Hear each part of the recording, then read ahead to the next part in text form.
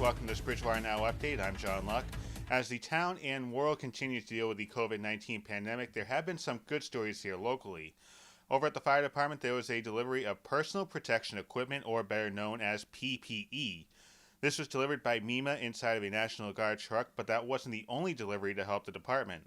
Bridgewater State donated cleaning supplies, and the BR School District donated N95 masks and thermometers. The BSU Police Department also received PPE in the form of masks. These were donated by Rita Starkey, also known as the Masked Sewer.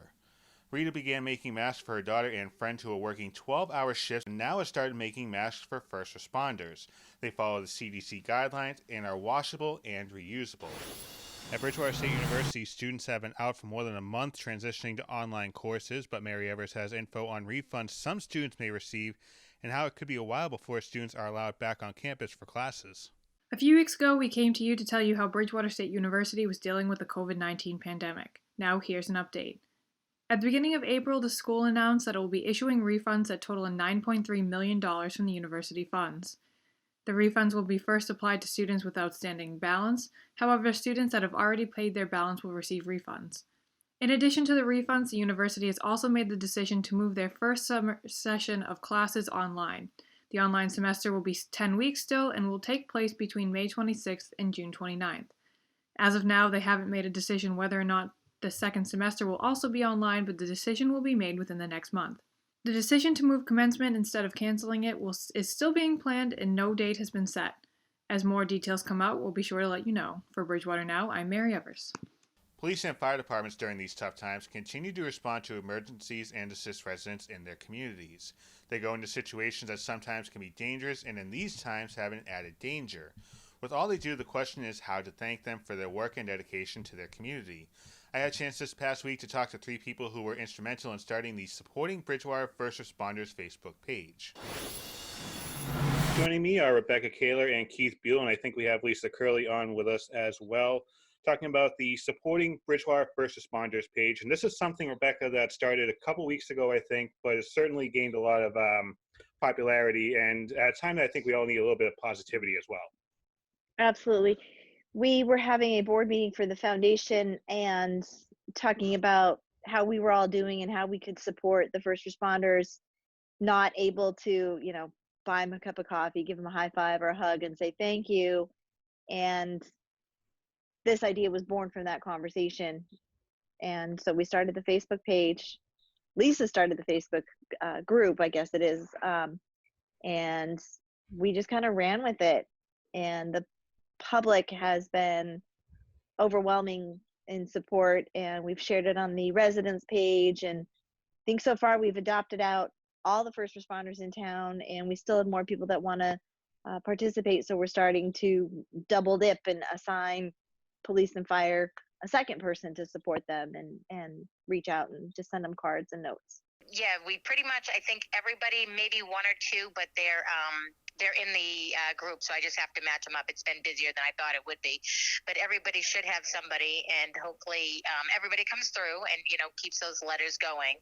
But that's she pretty much covered it well there, I think. And Keith, this kind of speaks to the whole Bridgewater residents helping Bridgewater residents type of thing that we have going on in town. I mean, we have 3 social media pages that have residents looking out for each other, and this just kind of helps, illustrate more residents helping out each other and reaching out to fellow residents. Some of them are cops and some of them are firefighters, kind of give them that morale boost that I think we all need right about now.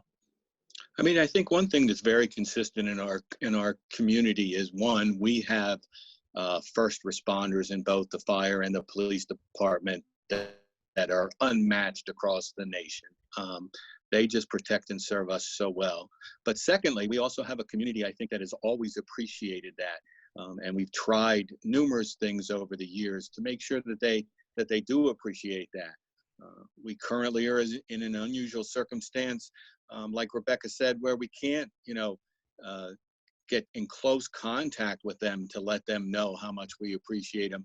So this idea was born. The response has been unbelievable, which I'm not surprised at. Social media can be a double-edged sword, but in this case, it's just been 100% positive reaction. People are sending cards. People are making, kids are making cards. And we hope that we can continue this through the end of this situation, which will end at some point. But there's no doubt in my mind that once this is over, the appreciation for what these first responders do for our community will never end, John. And we appreciate what they do. Lisa, I've seen you on Facebook with not just the Supporting Bridgewater First Responders page, but with the Bridgewater Residents page as well, reaching out to see if there's anything people need, trying to connect people with different ways to help. How important is the social media outreach when you talk about a local community like Bridgewater that's so close-knit and being there for one another?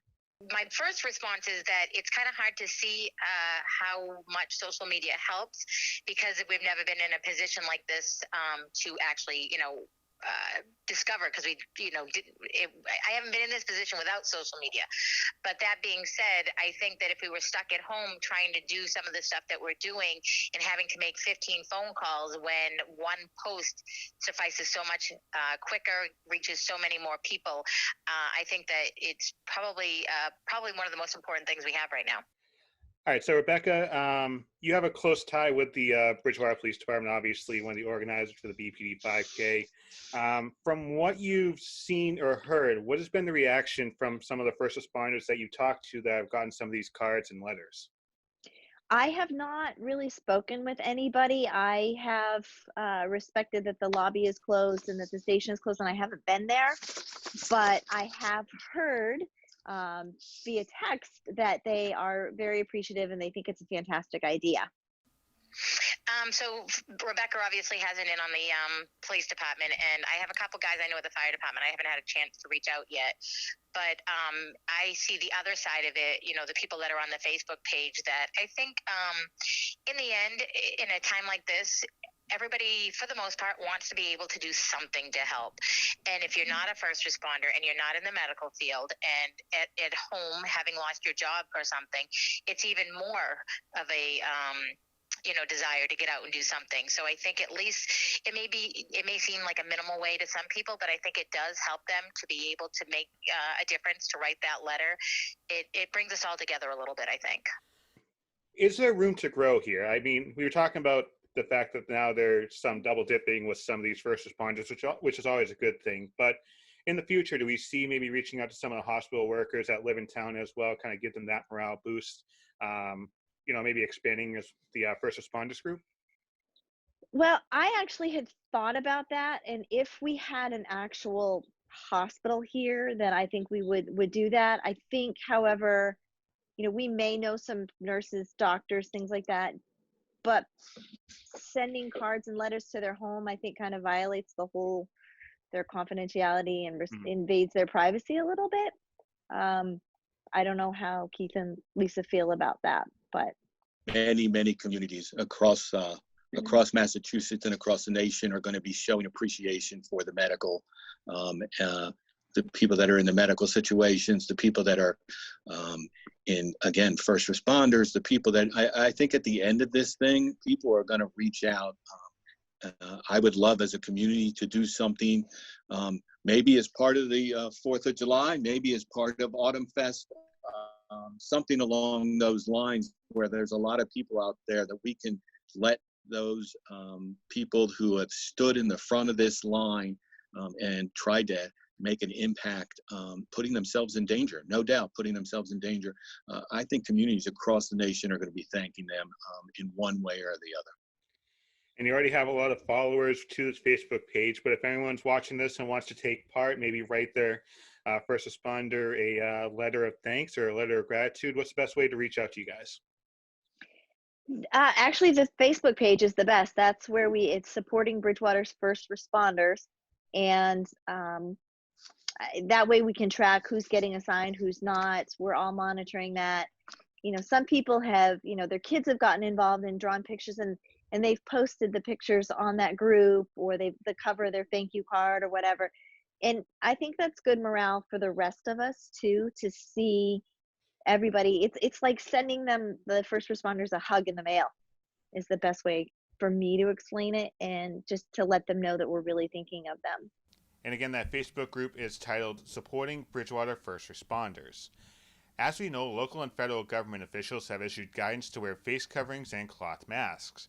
Now, this is an anxious time, but there is an opportunity to show your creativity, win a gift card, and even more. Rebecca Kaler is back now with more on this unique contest. It's called the Most Creative Face Mask.